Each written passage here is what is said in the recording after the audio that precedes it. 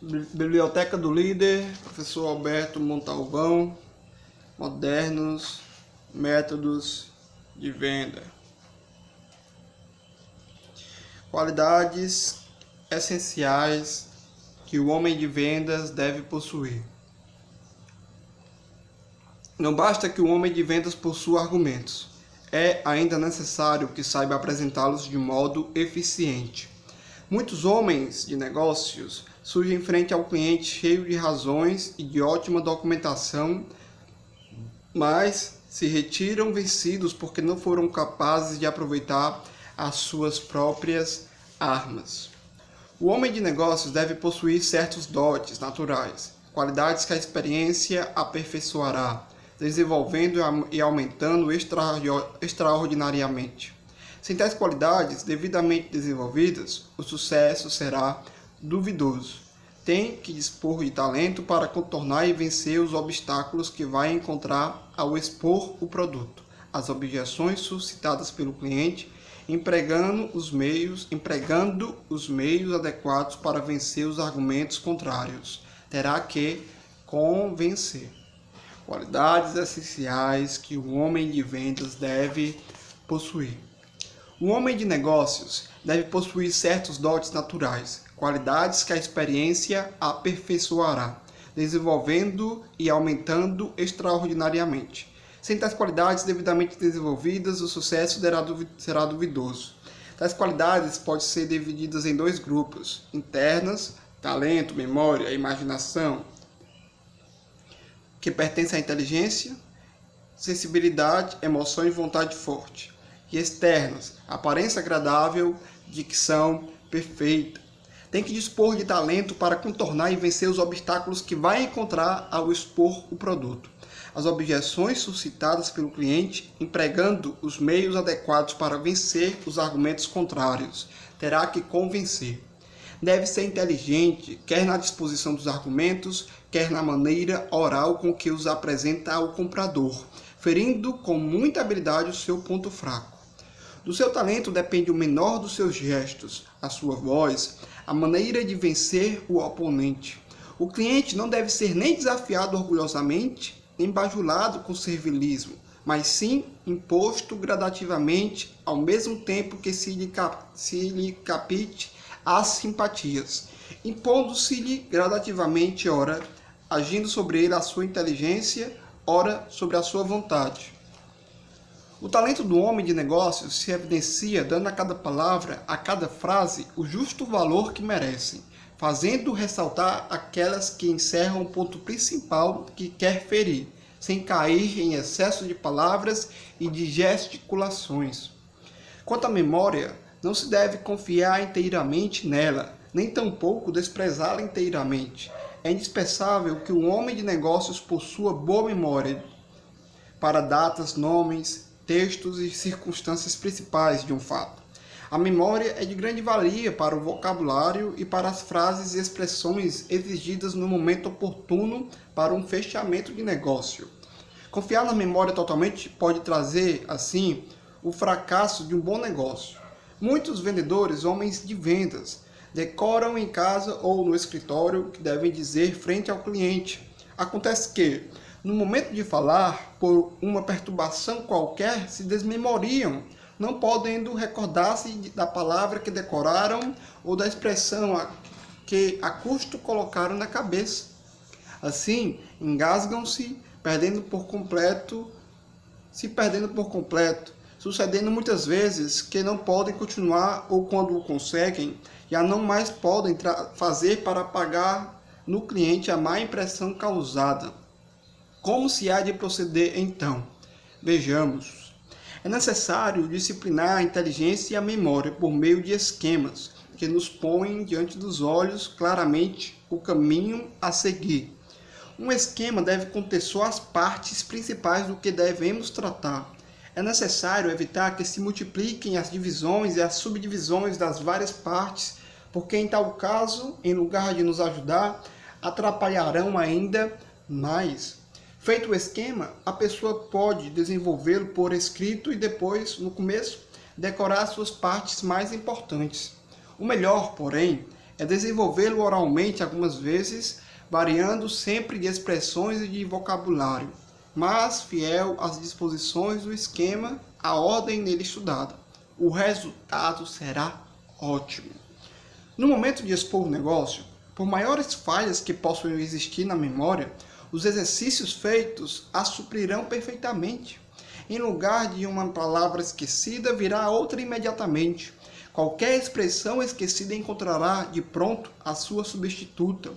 Os grandes homens de negócios sempre aplicaram tais regras com sucesso. Estudaram, estudaram e estudaram.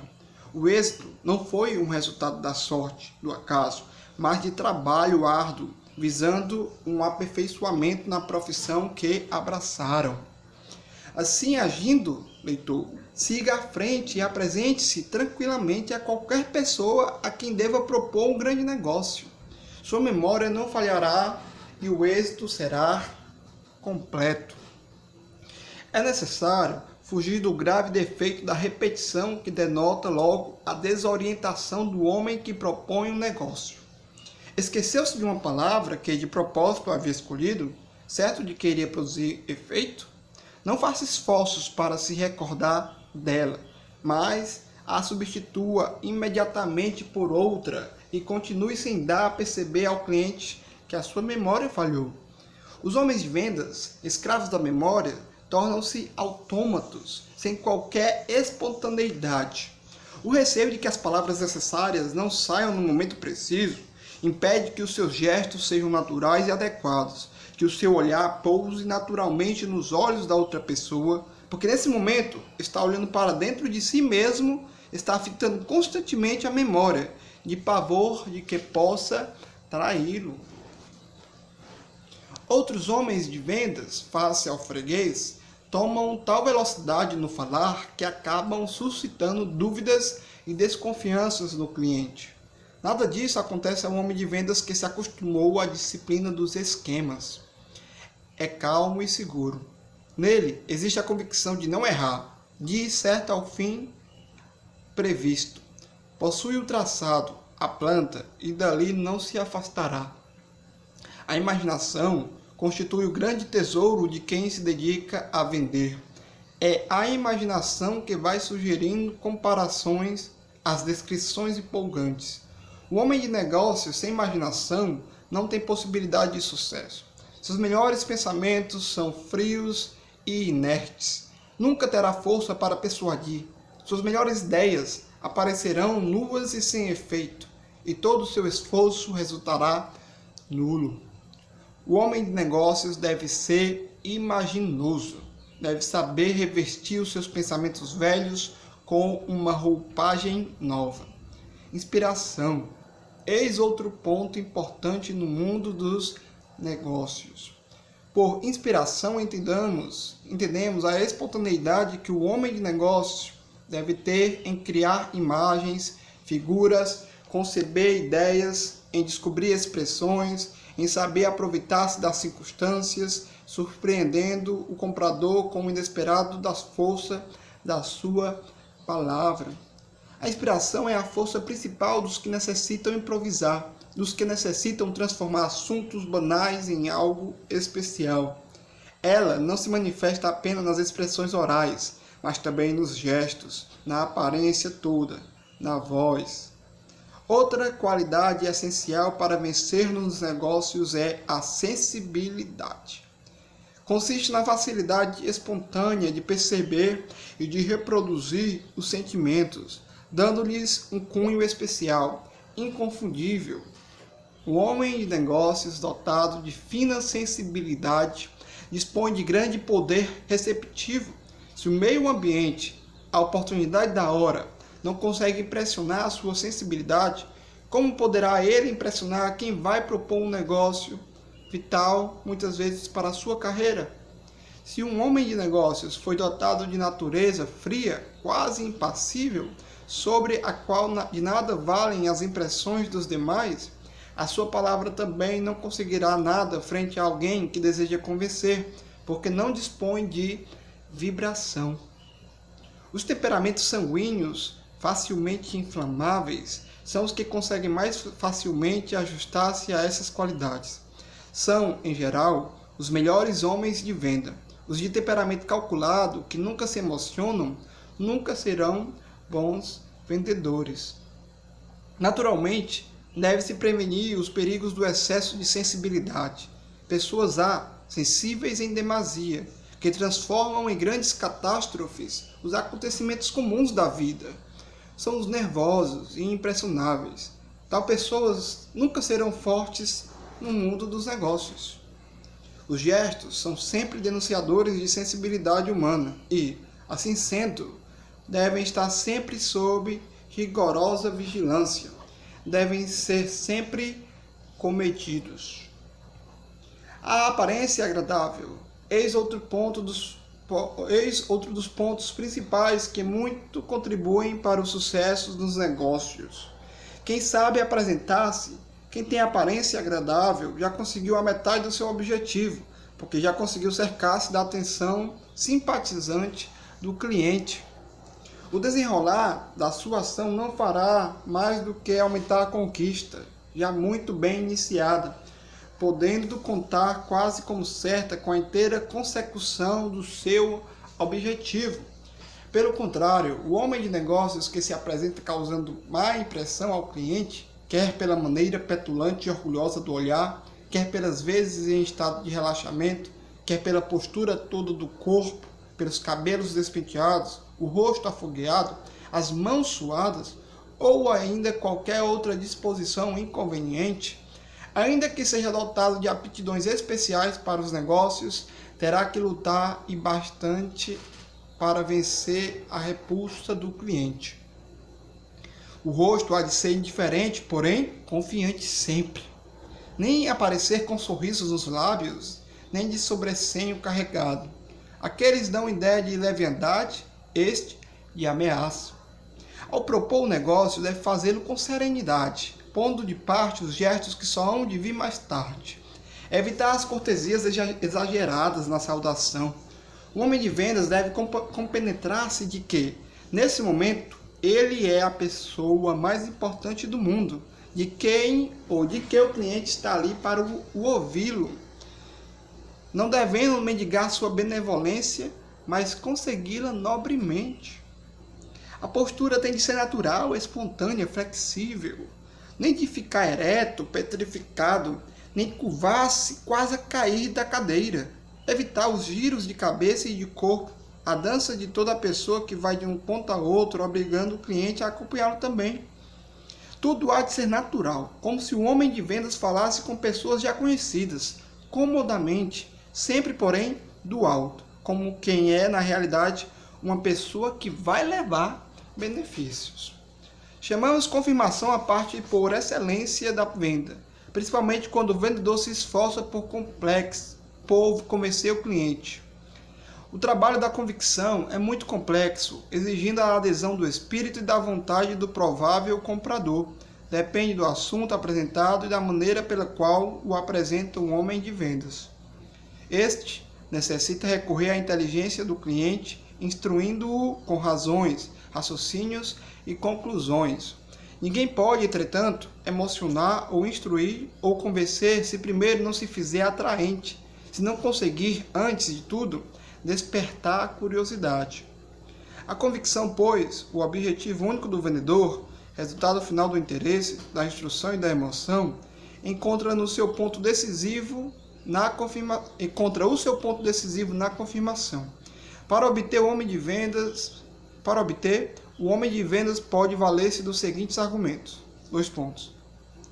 Um homem de vendas encontra sempre 2 espécies de resistência no cliente. A passiva, quando o cliente, não tendo propriamente ideias contrárias, nem objetivos determinados, se deixa dominar pelo indiferentismo, pelo tédio, não estando presente senão quanto ao corpo. Vamos falando e ele vai divagando. A outra espécie de resistência, a ativa, quando o cliente é absolutamente contrário às ideias e argumentações do vendedor, porque possui ideias próprias a respeito do produto, prevenções, objetivos firmados, tirando sempre conclusões diametralmente opostas às que o nosso vendedor desejaria provar. Na verdade, no caso da resistência passiva, o vendedor tem que despertar o interesse do cliente, obrigando-o a dar-lhe atenção. Isso se consegue através da escolha do assunto ou pela forma nova de apresentar certos argumentos já conhecidos demais. A apresentação viva de um quadro, a maneira diferente de apresentar-se, constituem o melhor meio de prender a atenção de um cliente. Não devem passar despercebidas a perspicácia do vendedor certas circunstâncias que podem despertar o interesse no cliente. O nome do lugar, a situação política, uma nota peculiar do caráter do cliente, etc. Tudo o que foi dito até agora se prendeu ao ponto inicial do trabalho do homem de vendas: despertar e atrair a atenção do provável cliente ao comprador, da pessoa a quem vai se propor qualquer negócio. Obtida essa atenção, pode o homem de vendas começar a dispor o provável comprador e admitir suas asserções, os seus pontos de vista, isto é, convencê-lo do que se lhe quer apresentar. Surge então a segunda parte, o apelo à sua inteligência, a fim de que se compenetre das razões do vendedor, abraçando as suas conclusões. O vendedor deve ainda apelar para os testemunhos humanos, que compreendem as verdades do senso comum, admitidas por todos, os provérbios citados oportunamente e interpretados com discrição, a opinião, os conceitos emitidos por técnicos no assunto que se discute, etc. É ainda necessário evitar-se a confusão dos argumentos. A mistura deles deve, quando forem de natureza diversa. Igualmente, a tese deve ser fortificada gradativamente, ou seja, apresentar logo um argumento forte, depois outros menos fortes, porém firmes. Finalmente, aqueles que considerar fortíssimos e irrefutáveis. Se os argumentos são todos fortes, ótimo. É preciso apresentá-los de forma tal que o cliente aprecie o valor de cada um deles separadamente. Se, porém, são todos apenas prováveis, baseados em suposições, o vendedor deve apresentá-los em massa, para que o número supere a deficiência de qualidade. Não basta, entretanto, que o homem de vendas possua argumentos. É necessário que saiba apresentá-los de modo eficiente. Muitos homens de negócios surgem em frente ao cliente cheios de razões, de ótima documentação, mas se retiram vencidos porque não foram capazes de aproveitar as suas próprias armas.